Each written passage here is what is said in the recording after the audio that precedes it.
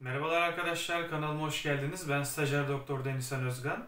8. videomuzda Almanya'da tıp stajına nasıl kabul aldığım hakkındaki serimize devam ediyoruz. Bu videoda sizlere kabul maili ve kalacak yer ayarlama konularından bahsedeceğim arkadaşlar. Bir önceki videomda sizlere bekleme süreci ve red cevaplar sürecinden bahsetmiştim. Bu sürecin sonunda 4 yerden pozitif dönüş aldım arkadaşlar.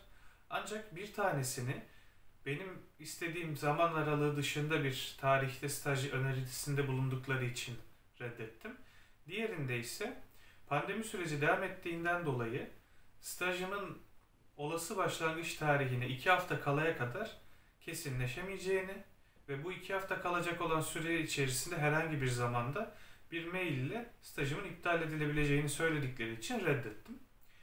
Geriye kalan iki pozitif dönüş ise Uniklinik Köln'den ve Uniklinik Heidelberg'den olmuştu arkadaşlar. Her iki kurumla da yaptığım görüşmeler sonucunda 2022 yazı için Uniklinik Köln'le, 2023 yazı için Uniklinik Heidelberg'le staj için anlaşmaya vardım. Uniklinik Heidelberg sürecini ayrı bir seride sizlere bahsedeceğim arkadaşlar. O yüzden şu anda üzerine durmayacağım. Uniklinik Köln'le bu görüşmeleri tamamladıktan sonra benden bazı belgeleri hazırlamamı istediler. Bu belgeler ise geçerli bir vize, bazı aşıları barındıran bir sağlık taramasıydı arkadaşlar.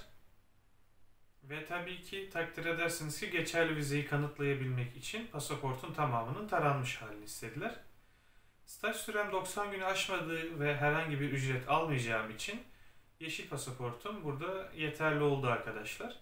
İlerleyen videolarda yeşil pasaportu olmadığı halde bu işin vize sürecini nasıl aştıklarını kabul alan diğer arkadaşlarımızdan izleyebileceksiniz arkadaşlar. Belirtilen aşıları yaptırdıktan ve sağlık taramasını tamamladıktan sonra bunları belgeleyip ilettim. Sonrasında bana bir sözleşme gönderdiler. Sözleşmeyi de imzaladıktan sonra stajımın kesinleşmesine dair herhangi bir şey kalmamıştı arkadaşlar. Burada artık benim bu staj sürecinde nerede konaklayacağım sorununu çözmem gerekiyordu.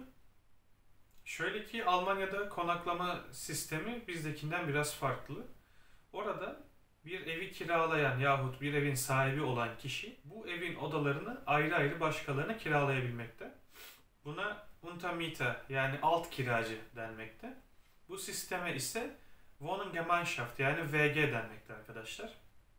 İnternette VG artı staj yapacağınız şehrin ismini girerek bir siteden bulacağınız herhangi uygun bir siteden bu şekilde VG'nizi ayarlayabilirsiniz arkadaşlar. Ben de bu şekilde yaptım ve Köln'de yaptığım stajımın sürecinde bir VG'de konakladım. Bunun maliyeti ve Almanya'da yaşadığım süre boyunca harcadıklarımın total maliyetini sizlere Almanya'daki serüvenimden bahsedeceğim ayrı bir seride bahsedeceğim arkadaşlar. Tabii ki VG dışında ülkemizde olan ve olmayan uluslararası konaklama siteleri de mevcut. Bunların kendi yöntemleri de mevcut. Bu şekilde konaklayan arkadaşlarımız da oldu arkadaşlar. Onların videolarını da ilerleyen zamanda izleyebileceksiniz arkadaşlar.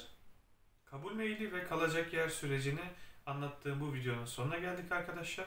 Bir sonraki videoda sizlere Almanya'ya yolculuğum ve stajımın ilk günü konularından bahsedeceğim. İzlediğiniz için teşekkür ederim. Hoşça kalın. Ve tabii ki kanalıma destek olmak için beğenmeyi, yorum yapmayı ve yeni videolardan haberdar olmak için abone olmayı unutmayın. Görüşmek dileğiyle.